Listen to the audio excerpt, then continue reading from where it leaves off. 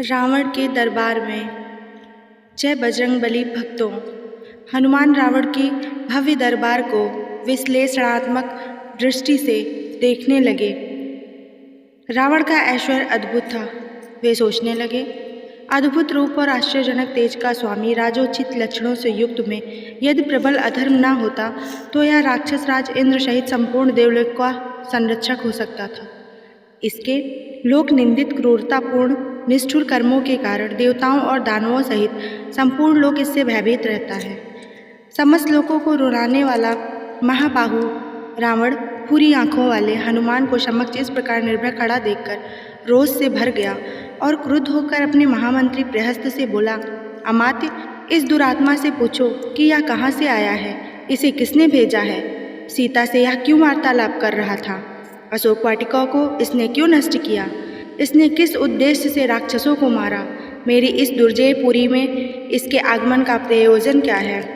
रावण की आज्ञा पाकर प्रहस्त ने कहा, हे वानर, भयभीत मत हो और धैर्य धारण कर सही सही बता दो कि तुम्हें किसने यहाँ भेजा है। महाराज, रावण की नगरी में कहीं तुम्हें इंद्र ने तो नहीं भेजा है?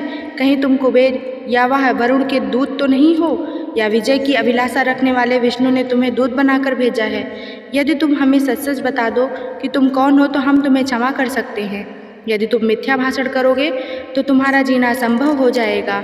प्रहस्त के इस प्रकार पूछने पर पवन पुत्र हनुमान ने निर्भय होकर राक्षसों के स्वामी रावण से कहा, हे राक्षस राज, मैं इंद्र, यम, वरुण या कुबेर का दूत नहीं हूँ, ना ही मुझे विष्णु ने यहाँ भेजा है। मैं राक्षस राज रावण से मिलने के उद्देश्य से यहाँ आया हूँ और इसी उद्देश्य के लिए मैंने अशोक वाटिका को नष्ट किया। तुम्हारे बलवान राक्षस युद्ध की इच्छा से मेरे पास आए तो मैंने स्वरक्षा के लिए रणभूमि में उनका सामना किया। ब्रह्मा जी से मुझे वरदान प्राप्त है कि देवता और असुर कोई भी मुझे अस्त्र अथवा पास से बांध नहीं सकते। राक्षस राज के दर्शन के लिए ही मैंने अस्त्र से बंधना स्वीकार किया है। यद्यपि इस समय मैं अस्त्र से मुक्त हूँ, तथापि इन राक्षसों ने मुझे बांधा समझकर ही यहाँ लाकर तुम्हें सौंपा है। मैं श्री रामचंद्र जी का दूत हूँ और उनके ही कार्य से यहाँ आया हूँ। शांत भाव से हनुमान जी ने आगे कहा, मैं किष्किंधा के परम पराक्रमी नरेश सुग्रीव का दूत हूँ। उन्हीं की आज्ञा से तुम्हारे पास आया हूँ। हमारे महाराज ने तुम्हारा कुशल समाचार पूछा है और कहा है कि तुमने नीतिवान, धर्म, चारों वेदों के ज्ञाता, महापंडित, तपस्वी और महान ऐश्वर्यवान होते हुए भी एक पर स्त्री को हठात अपने यहाँ रोक रखा है। यह तुम्हारे लिए उचित बात नहीं है। तुमने यह दुष्कर्म करके अपनी मृत्यु का आवाहन किया है। उन्होंने यह भी कहा कि लक्ष्मण के कराल बाणों के सम्मुख बड़े से बड़ा पराक्रमी भी नहीं ठहर सकता। फिर तुम मुझसे अपने प्राणों की रक्षा कैसे कर सकोगे? इसलिए तुम्हारे लिए उचित होगा कि तुम सीता को श्री रामचंद्र को लौटा दो और उनसे क्षमा मांगो। यदि तुम ऐसा नहीं करोगे तो तुम्हारा अंत भी वही होगा जो खर, दूषण और बाली का हुआ है।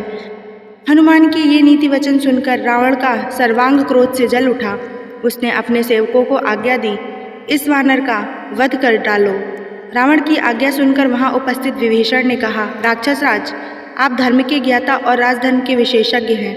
दूत के वध से आपके पांडित्य पर कलंक लग जाएगा। अतः उचित अनुचित का विचार करके दूत के योग्य किसी अन्य दंड का विधान कीजिए। विभीषण के वचन सुनकर रावण ने कहा, शत्रुसूदन, पापियों का वध करने में पाप नहीं है। इस वानर ने वाटिका का विध्वंस तथा राक्षसों का वध करके पाप किया है, अतः मैं अवश्य ही उसका वध करूँगा।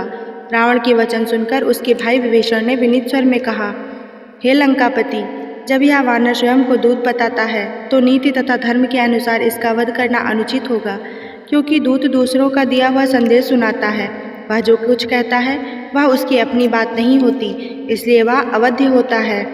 विभीषण की बात पर विचार करने के पश्चात रावण ने कहा, तुम्हारा यह कथन सत्य है कि दूत अवध्य होता है, परंतु इसने अशोक वाटिका का विध्वंस किया है, इसलिए इसे दंड मिलना चाहिए।